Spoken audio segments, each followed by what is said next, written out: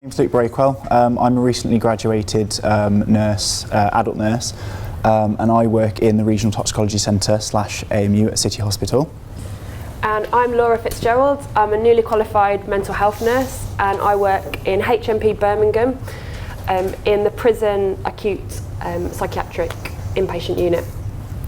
We've been asked to come and speak to you today. Feedback from last year's conference, was that actually people wanted a bit more involvement from students and opinions from students, and as 3 months ago we got invited to come along and do that, which we were quite happy to do. And also, as two students of BCU who never seem to be able to say no, we didn't really have a choice. So here we are. We've got a little bit up on the board there of kind of what we've been involved in and what our sort of research dissertations were and bits and pieces like that. But we're not going to go into that in too much detail at the moment. Okay, so what we're going to do today is we're going to talk to you a little bit about how we see research. We're going to talk you through the projects that we've been involved in with a few tips, and then a little bit about how we've used research in practice and the importance of publication. So what we've basically done is we've had a look and we've got you a definition of what research actually is from Oxford Press. The systematic investigation into the study of materials and sources in order to establish facts and reach new conclusions. I had to read that about 3 times before I actually understood what it was actually telling me. So what we've done is we've broken it down just to show you sort of how we actually see research, and that it may be a good definition, but it's not one that's easily accessible to a lot of people. So when you read this definition at the top, it doesn't exactly make you want to jump for joy and go out there and start doing research. But I can imagine that most people in this room will have asked themselves questions like, I wonder what would happen if we did this, or I wonder what our service users think about this, or I wonder how our staff feel about this. And to us, that's what research is. It's a form of problem solving, and it echoes what the previous 2 speakers have said. It all starts with a problem or something you've noticed in clinical practice. And the goal all throughout whatever we do is to improve services. It's not to have some abstract, piece of research published and, further our careers and speak at these conferences. We want to make services better for the people that use them. And then the next step, which we're going to hammer this point home, so you get sick of hearing it, about sharing your findings, because there's no point in having all this lovely research if we don't know it and we're not using it in practice. And I guess we do want to say a little bit of a disclaimer at this point that we're standing up here going, research is brilliant, crack on, whatever you want to do. But you can't just wake up one day and decide to do a randomised control trial, or you can't just jump into some research that involves speaking to colleagues or to service users. So just be mindful of what you can do and always run things by your line managers and all the relevant organisations. And what we found from sort of like the student perspective, doing our research dissertations with a lot of our colleagues, was that they seemed to find the whole process very sort of dry, quite intimidating, and really sort of unapproachable and unappealing. When actually the process that you have, they do seem quite rigid and they do seem quite formal as you're using them. But instead of actually viewing them as something that's actually something you don't want to engage with, see it as a guide to focus the investigation that you're actually doing, and not just a massive thing that you can't get into. And it sort of goes into what Hazel was saying. She's over there. About the fact, sort of like, some people are very enthusiastic to start off with, other people it's just this big project that you can't break into. But once you actually get into it, you may have peaks and troughs in the work that you're doing, but once you've actually gotten to a point where you've actually made some advancement, it's a really brilliant feeling to actually have done a good piece of work and to have actually found something from it. And another thing, going back to the dissertation students, there's a lot of you in the room, is it feels quite isolating because it's just you on one piece of work with a supervisor, hopefully some friends if they're reading your work and helping you out. But if you're doing research later on, once you've qualified and when you're working, like the guys that have been involved in research will be able to tell you, is that it's never that isolating. You have teams, you have to run things past people. It's best practice to have peer reviews and other people involved anyway. So bear that in mind if you don't particularly enjoy your research whilst you're a student. So going on to our involvement in research, we'll talk a little bit about what we've done. We don't want to bore you too much with talk about ourselves. I've worked on Physiology Drop-In Centre for the last 3 years. Basically what we did was put together a drop-in centre to help nursing students mainly, we've now gone on to speech and language as well, to help them with the biosciences in the early part of their training, to help promote them to engage with it instead of shying away from it and never looking at it again. The names that are up there are a little bit dated now. There are some people that have left and there's new people. There's none of them here, but just to let you know, that's not the full team. Okay, so I've been fortunate to be involved in 2 projects involving research during my time at BCU, and I think it's something BCU does really well, and I'd encourage students out there to really keep an eye on these opportunities. So as I'm involved in quite a textbook research project really, exploring the Band 7 manager role within a local mental health trust. I was involved with a staff member, Andrew Walsh, and 5 other students, and it was quite a long process. It took probably 2.5, 3 years start to finish, which just shows there can be lots of setbacks and lots of hurdles to get through when you're doing a project on that scale. We worked in partnership with a local trust. It was an issue that they were interested in exploring, and we were attracted to this project because there was a lot of research out there about the Band 7 manager, so the charge nurse, the ward sister, in adult and child fields, but nothing about mental health. So we thought, are managers in mental health experiencing these same issues? So it was quite a long process. We did a literature review, which informed a questionnaire. The questionnaire informed some semi-structured interviews, and from those semi-structured interviews, we were able to come up with some conclusions and some recommendations from practice. So it's quite a lot involved, and we were lucky to all be involved at every stage. So I got a really good grounding in research. What we found was that they were experiencing the same issues, and we kind of found something quite interesting, that the effect of devolving functions like HR and finance and budgets down to Band 7 managers, and the impact that was having on their role.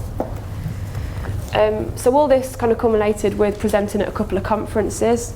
Some colleagues presented at the NET conference, Networking for Education and Healthcare, and I was fortunate to be part of a team which presented at the NPNR conference last year, the Network for Psychiatric Nursing Research, which was brilliant. And if you'd have told me when I first started my degree that I'd be leaving, having done a piece of research and presented at a national conference, I'd have been really surprised.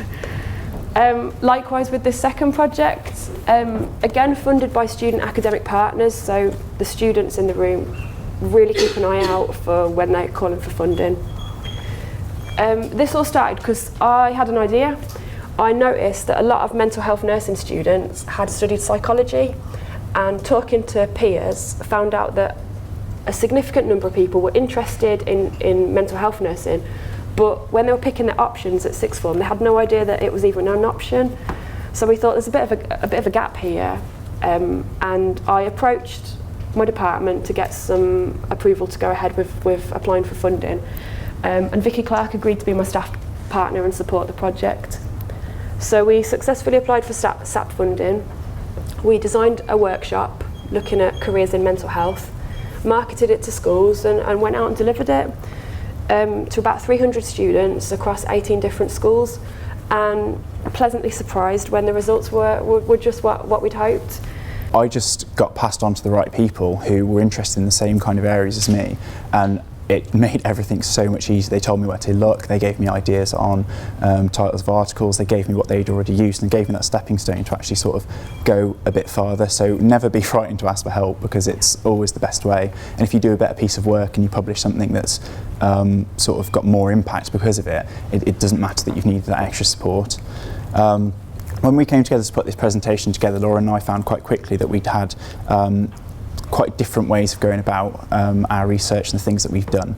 And we just wanted to highlight that that doesn't particularly matter. Laura's just talked about all the things that she's done, which was quite structured by the sounds of it, and you've gone sort of for publication, that's sort of been in mind whilst doing it, whereas my project was something that we're doing to support students, mainly just to improve their education. But we were collecting data, again, not thinking about publication, but collecting data just so that we could see, you know, how can we improve ourselves to improve the service that we're providing, to improve students' outlook on the topics that we're covering. And through doing that, we came to the point where actually we've been going for 3 years now. We need to step things up a little bit. Why don't we publish? We've got 3 years worth of data that we should put to good use and say, look, this is what we're doing. We're proud of doing it, and is anyone else in the country doing the same kind of things that we're actually doing? Which is what we're working towards now. So we're looking at doing a systematic review to demonstrate a need for our intervention, and then after that we can try and publish our results and see if we can get published. Yeah, and like what Luke was saying, just going into these projects with your expectations can be really quite different to how things pan out in reality. This project here, we haven't published anything on it because we're waiting for the trust to give us the go-ahead to submit something to a journal. And I guess it just shows how some projects can just mushroom and get really big, and publications and conference, and some projects that you might start off with big expectations might kind of simmer down and then not get to where you thought they might. So we're going to talk about why publication is vital, which is something we're really passionate about. I'd imagine most of us in this room have been in the situation where you type your search parameters into Signal or wherever and there's nothing there. Very frustrating. We're nurses, so we can't imagine what it's like for allied health professionals. But this knowledge is out there, okay? It's in the heads of clinicians, it's in good practice that people are doing in different departments, but it's not out there for us to search.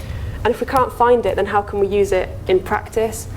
And I guess I've got the example of I work in quite a specialist service, as does Luke.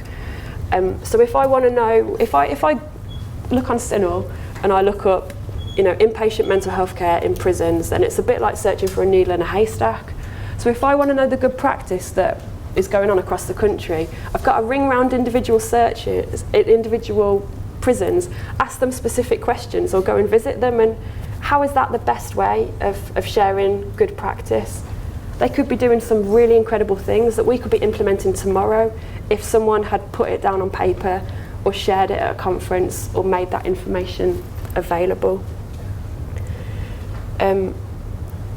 So the reason why we're so keen in getting things published is we've had examples of where we've used research in practice and it's turned out really nicely.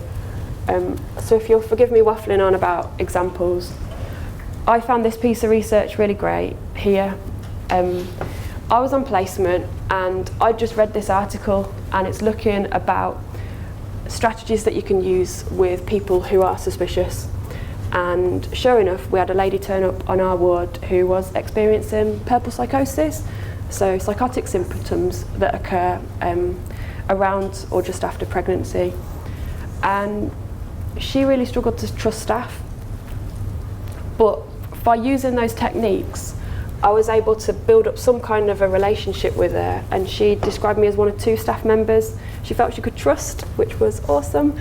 And on the day when she was getting discharged, there was a lot of delays in her transfer, and I'd like to think that because I was on shift and we built up that relationship through using these techniques, that she managed to get through that day a little bit less stressed than she would have been if I hadn't used those techniques, or there wasn't someone on shift that she felt would communicate with her in a way that she appreciated. And from my point of view in the specialty, I can't really call myself a specialist yet, I've only been there 3 months, but I seem to find that a lot of the publications around toxicology are sort of very medic orientated. So just because there's research out there, people have written about it, it doesn't necessarily mean that it's from the perspective that people need it. And actually, would the fact that a professor with 5,000 letters after his name is the way that he's writing and I'm reading more valuable to me, or actually if a nurse were to write a piece of paper on the same patient or the same kind of topic and publish it, would that actually be more valuable to me with someone that's actually in my field and thinks in the same way that I do? Because as much as we can have relationships with doctors and all the different allied health, their way of thinking is often different to ours, so it's important to see that actually is there a gap from our professional point of view, whatever profession that might be, that we need to sort of fill, if you like. And also, if you are finding stuff on CINAHL or wherever you're searching, and you are getting results, I found that a lot of the time doing literature searching, you may have authors that are publishing in an area, but they're all referencing each other, and you've actually, how valuable is that research if they're all just talking about what you've just written, and their names are popping up everywhere, and it's really frustrating. So just because your idea may not be new and you're interested in that area, it doesn't mean that, oh, someone's already written about it, so it's not valuable for me to now do, because you can actually expand the pool of resources for the people that come along and look at that research the next time. So ideas don't always have to be fresh for you to have a different take on it or do a different piece of work on it.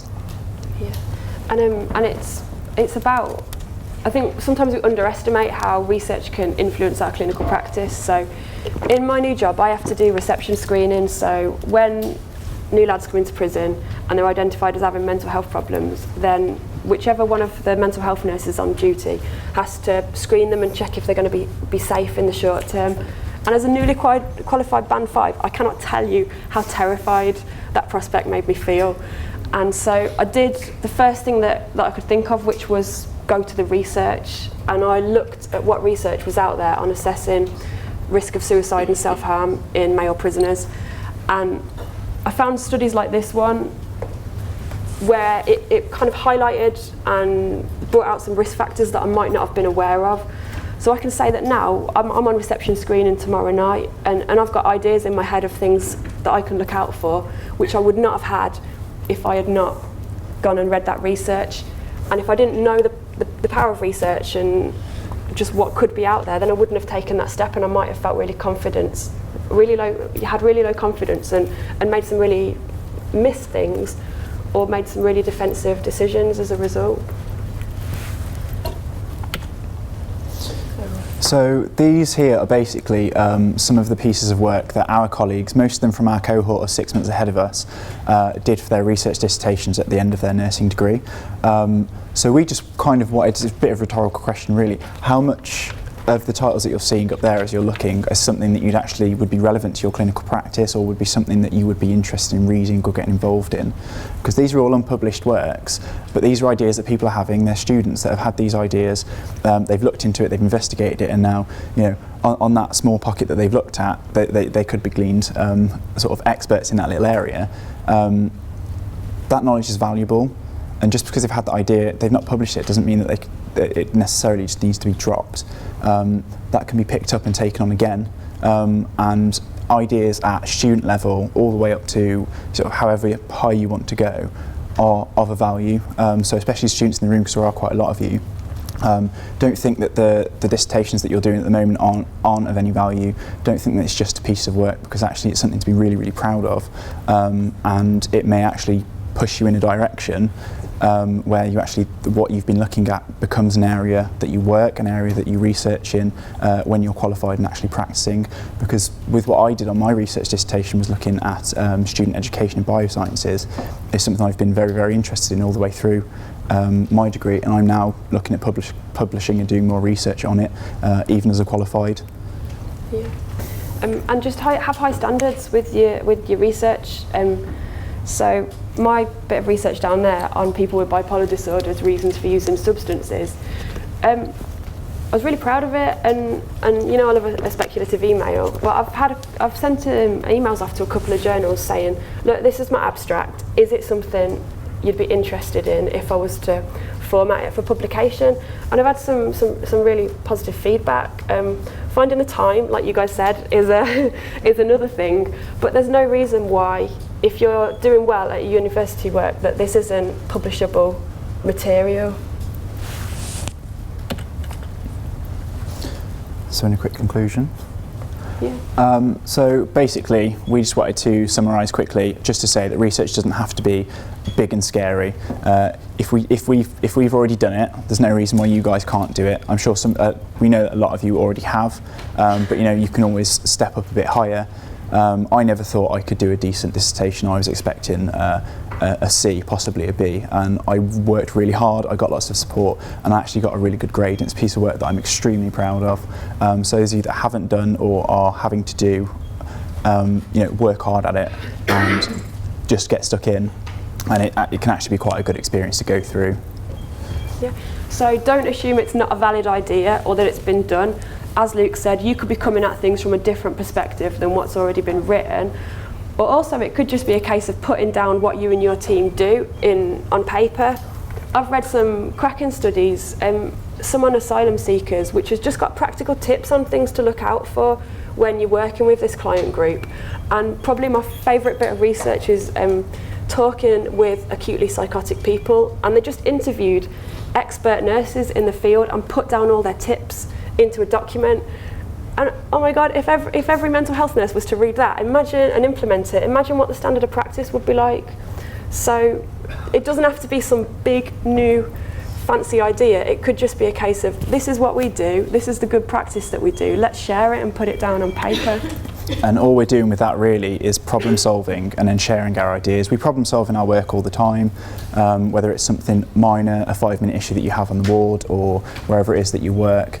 And you'll go away and you'll talk about that with people, your colleagues, about the experience that you've had and sort of the ways you've got around it.